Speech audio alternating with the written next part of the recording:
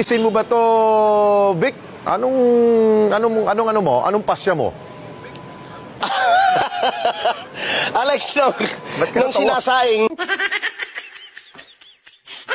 Mismong si Agriculture Secretary Francisco Chu Laurel ang kumain para patunayang hindi para sa hayop kundi para sa tao. Vic, ikaw ba'y nakatikim rin? Medyo lang.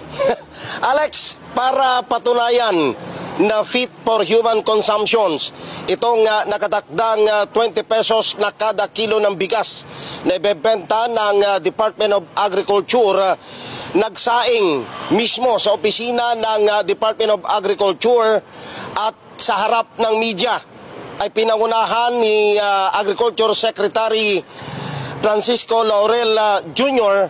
ang pagkain nito kasama ang mga opisyal ng National Food Authority. Umapila rin itong si Secretary Laurel sa publiko na huwag isabotahe itong ilulunsad na 20 pesos per kilo na rice program sa pamagitan ng pagpapakalat ng mga fake news, partikular sa social media. O itong video na nakikita natin, tinikman niya eh. Anong kilatisin mo ba to, Vic? Anong pasya mo? Alex, nung sinasaing,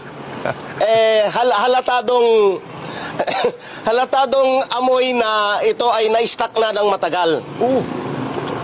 Medyo pwede namang kainin, kaya lang kung medyo maselan ka ng konti, may amoy. Baka pagtiyagaan mo, Alex, yung halagang 45 pesos.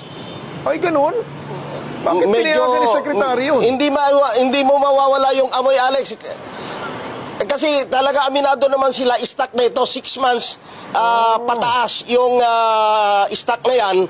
370,000 metric tons yan, Alex, na binili pa last year.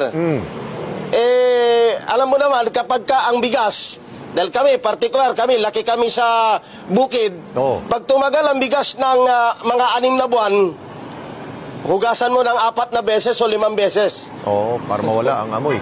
Oo. Vic, kanina... pero pwede naman siyang kainin kasi pag tinikman mo naman, okay naman eh. Oo. Pero Vic, kanina, pa-fist bump pa siya, pag ganun-ganun pa si Secretary. Ano ibig sabihin nun? Ganun niya. Ayos to, parang ganun.